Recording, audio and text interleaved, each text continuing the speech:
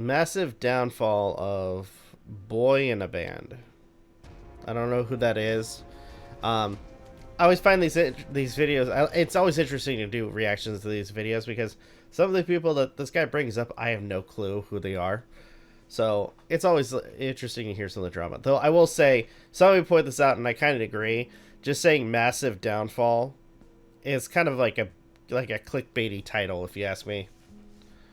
I don't want to harp on it too much, but let's go ahead and take a look at the video. From amassing 2.9 million subscribers and collaborating with the likes of PewDiePie, iDubbbz, and The Odd Ones Out, all the way to losing 200,000 subscribers, coupled with the comment section painting him as a dangerous predator. The mystery. Oh, okay. Maybe that massive downfall bit was earned. Around a once YouTube legend has more questions than it does answers, with the once beloved creator completely disappearing from the internet, only leaving a path of allegations and alleged victims in his trail. Hi, I'm the Internet Anarchist. I create weekly YouTube documentaries, and today we'll be taking a dive into the abandoned career of a once respected YouTube star, BOYINABAND, also known as simply Dave. We'll go through how he rapidly became a renowned YouTube legend, the events that led up to his sudden disappearance from the platform, and the gradual decay of the empire he had left behind. From his very first upload on the 28th of June 2008 titled Tutorial, Making an Epic Translate Effect in Reason, it was evident that Dave possessed a combination of knowledge about music products and a keen eye for presentation that was extremely difficult to find on the platform at the time. This makes sense when you account for his role as a technical backbone and member of indie UK rock band What Army, which was formed only a year prior. Dave started his YouTube channel as a side project to promote his band and website, but that would quickly change as the years went on, the first sign of which would come on the 12th of July 2009, with his vlog BOYINABAND Blog 1, Choose Your Tutorial, 7-Day Song, and Glitch Hop. Although he didn't have his trademark red hairstyle yet, Dave still had his usual goofy fun-loving personality that drew viewers in. This video also foreshadowed 3 main traits that later contributed to his success on YouTube: a good intuition for music production, a likable personality, and a longing to share his knowledge with others. Oh, hi guys, I'm Dave from BOYINABAND.com. Well, I say guys, apparently 20% of my viewers are girls, so to them, hey ladies. Welcome to my studio.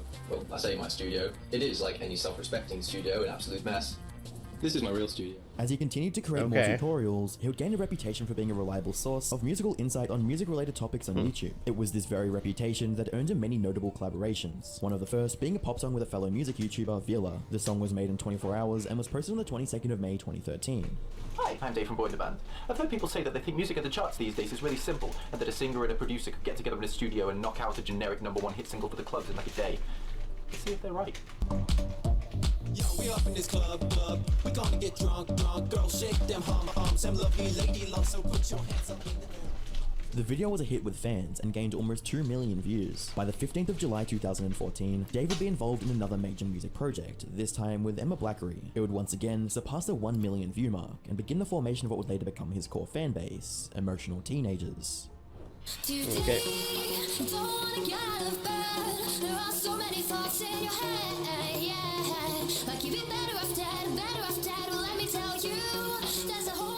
Whilst entertaining and beautifully performed, the song spoke to deeper issues like mental health, depression, and loneliness, all of which were relevant to Dave's teen audience, topics that went widely as talked about back in the early 2010s. These things would gradually become a dark and pervasive part of Dave's online persona and brand. So it sounds like he's very influential, it seems. Now, Dave was entering a new phase in his career, as his band announced that they'd be going on an indefinite hiatus from the 10th of July 2014. Although they had already released an EP, had several live performances, and were voted the 3rd best unsigned act in Rock Sound magazine, it seems like their time together was at an end. But that didn't matter to Dave, as his next major song launched him into the YouTube Hall of Fame. On the 2nd of February 2015, Dave made YouTube history with his music video, Don't Stay in School. That, as the name suggests, questioned the effectiveness of the school system and highlighted many issues that plagued it.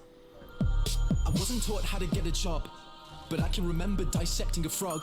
I wasn't taught how to pay tax, but I know loads about Shakespeare's classics. I was never taught how to vote. They devoted that time to defining isotopes. I wasn't taught how to look after my health, but mitochondria is the powerhouse of the cell. Never spent a lesson on current events. Instead I studied the old American West. I was never taught what laws there are. I was never taught what laws there are. Let me repeat, I was not taught the laws for the country I live in, but I know how Henry VIII killed his women, divorced, beheaded, died. Up until that point, David released an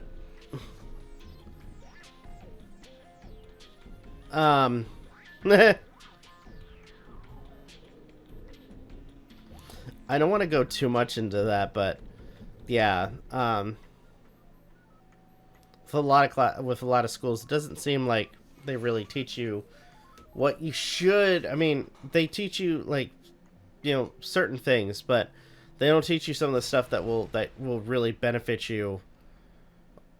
Or actually, if anything, they don't make it a priority to teach you some of the things that you really need to know when you first, you know, like leave high school and stuff like that.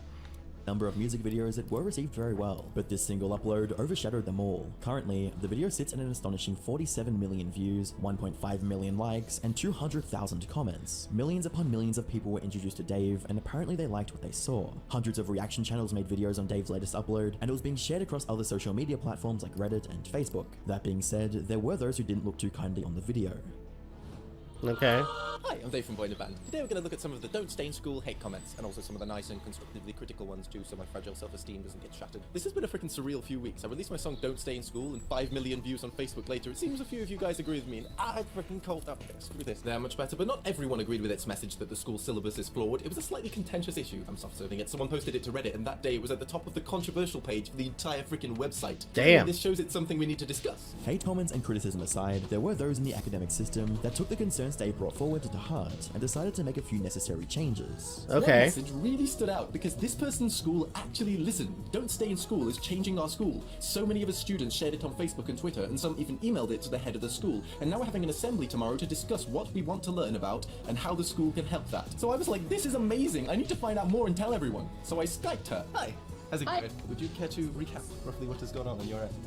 Right, a load of students from my school had been sharing and posting your video Don't Stay in School. It actually got sent around on email to a couple of teachers and it got noticed by them. We've had assemblies and we've talked about it in forums. The lyrics have been sent around to everyone. We've even had proper discussions discussing what we want to sort out, what we want to substitute. Dave's musical masterpiece had sparked serious conversation about whether or not the school system needed to change, and even though it didn't cause monumental societal change, it still had a positive impact on both students and teachers. Unfortunately, that positivity didn't quite reach David himself. On the 9th of July 2015, Dave posted a video with a striking title, I Hate Myself, wherein he discussed his recent self-loathing and struggles with finding motivation to be productive despite his astronomical growth.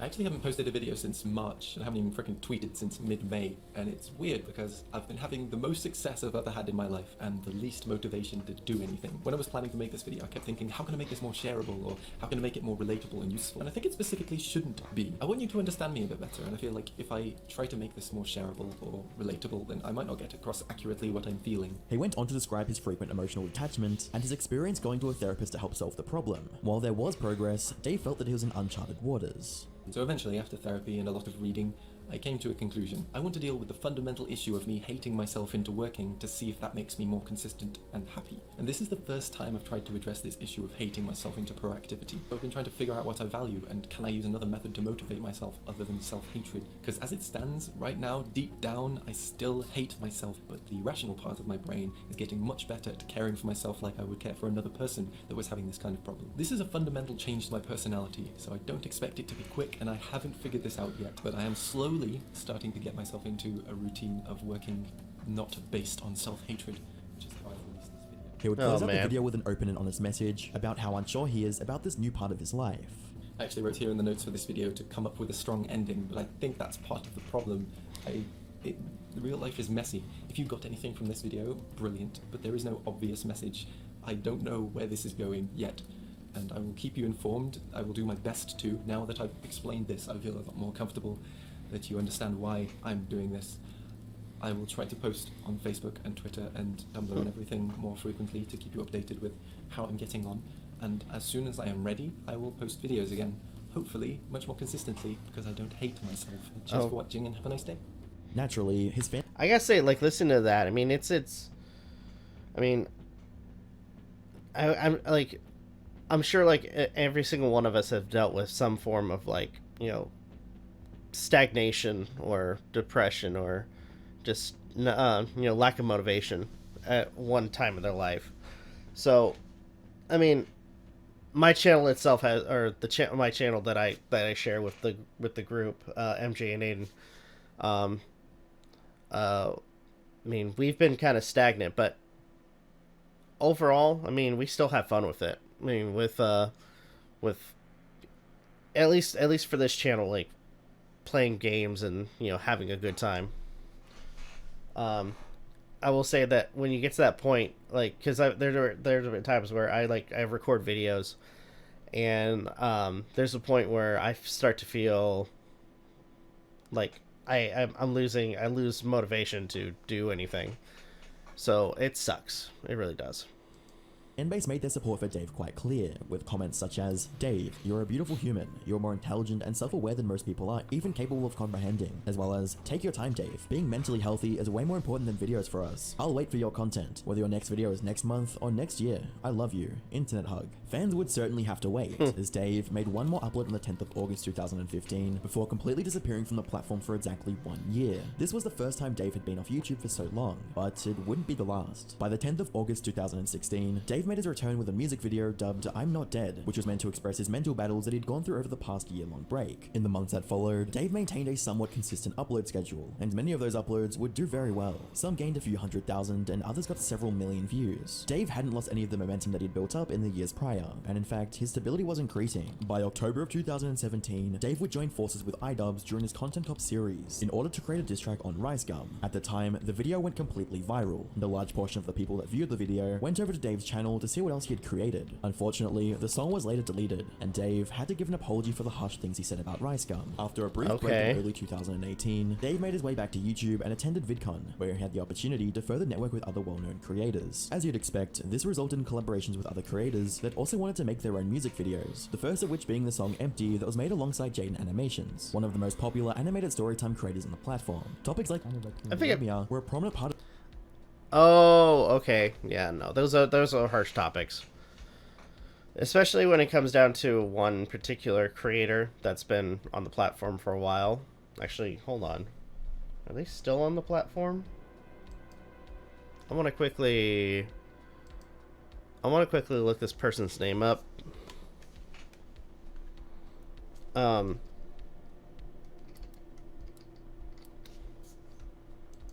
see if they're still around.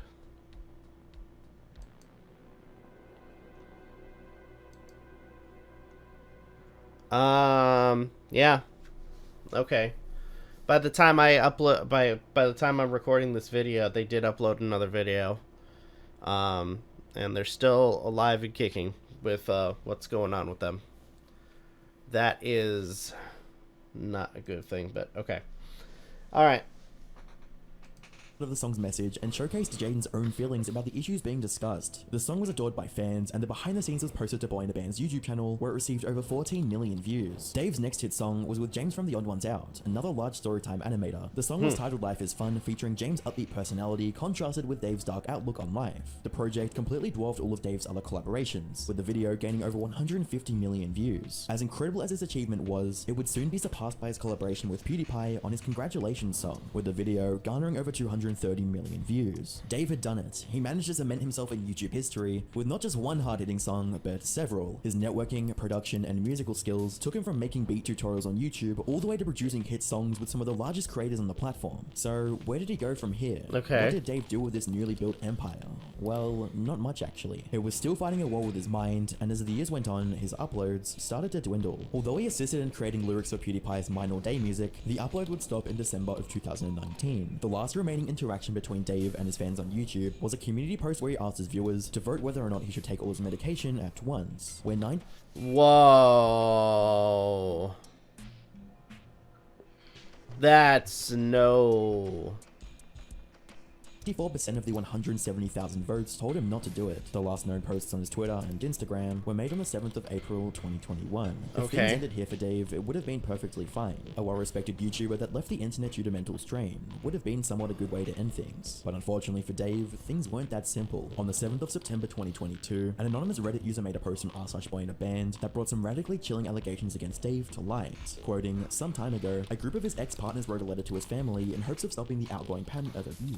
Below, below, you can read that letter. What followed was a letter that alleged some incredibly dark patterns of behavior Dave engaged in for several years with numerous partners that had, quote, led to many horrific and dangerous situations that included years of lies, manipulations, and emotional, financial, and physical, and even sexual abuse of many young girls. They Oh, Dave's no. polyamorous relationship style and history of dating girls much younger than him. The chief example presented was a girl named Rachel that was a fan of his band and later became a part of Dave's musical projects. Apparently, she fell in love with Dave after attending one of his live performances, and the two ended up having relations together. There was even a clip on Dave's YouTube channel of the 17-year-old girl singing lyrics quoting, "Take me without my consent," unquote. They also detailed his methods of preying on unsuspecting fans, and his problems with medication misuse, P-word addiction, and disgusting interest on people aged between 11 and 14. It was also alleged that he used his depression as a weapon to gain control over the girls he was with, and would also show the same manipulative behavior to his close friends and former bandmates. The post would end with the following statement. Below you can find a little bit of proof of how he treated people, confirmed and proven by multiple of his ex-girlfriends and friends that he'd hurt and replaced over the years. We know that you care about the persona he made for himself on the internet. He destroys people. We know this is hard. We never wanted to do this, but what about those girls? What about future ones? They're people. This needs to stop. He needs to be stopped, please. The proof that was presented at the bottom of the video were cropped out screenshots of conversations between the alleged, and while it's possible that these are genuine, it's equally likely that they aren't. To say that the fallout from this post was shocking would be a gross understatement. Hundreds of people in the subreddit argued over the legitimacy of the claims presented. Some said there wasn't any concrete evidence provided beyond screenshots and ruled out the post as an attempt to gain clout that made similarly disparaging claims about Dave's past. Once the alleged misdeeds of Dave reached YouTube, the community would see a blaze of videos that detailed the contents of the letter, coupled with their thoughts on the matter. The entire controversy even spawned memes about how Dave, quote, wasn't taught what laws there are. Although humorous, this spoke just to how much of a contrast there was between Dave's online persona when in comparison to his alleged behavior in real life. Many did take issue with the easily falsifiable evidence presented to support the letter. Why was there no conversation between Dave and the alleged victims if they numbered in the double digits? Was it all just a product of a vindictive individual from Dave's past, or was this the real Dave that was hidden from us for over a decade? We'll probably never know. What we do know is that unless some new information is brought to light, then the reputation and image that Dave painstakingly built will be forever tarnished and left to rot in the face of these unanswered allegations. The undertones of depression and emotional turmoil that were the inspiration for Dave's music also became the reason he disappeared. During his time in the limelight, Dave was a guiding hand in the YouTube music community and seemed to have a genuine desire to help people create their own amazing music. It's very possible that Dave may never return to YouTube to put these allegations to rest. The real reason behind them may never truly be known, given Dave's disappearance from the internet and the fact that the accusers are anonymous. If you enjoyed this video and are interested in future updates, make sure you subscribe.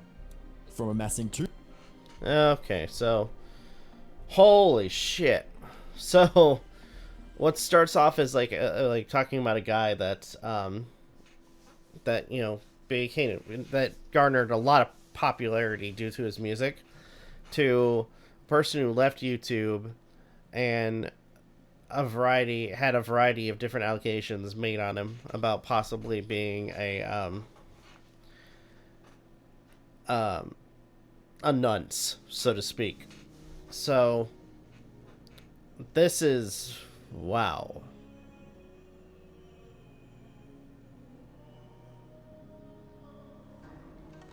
Okay. I'm like trying to think.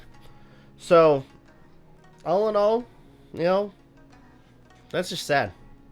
That's just like sad. So, I think with my final thoughts is, you know, sometimes it's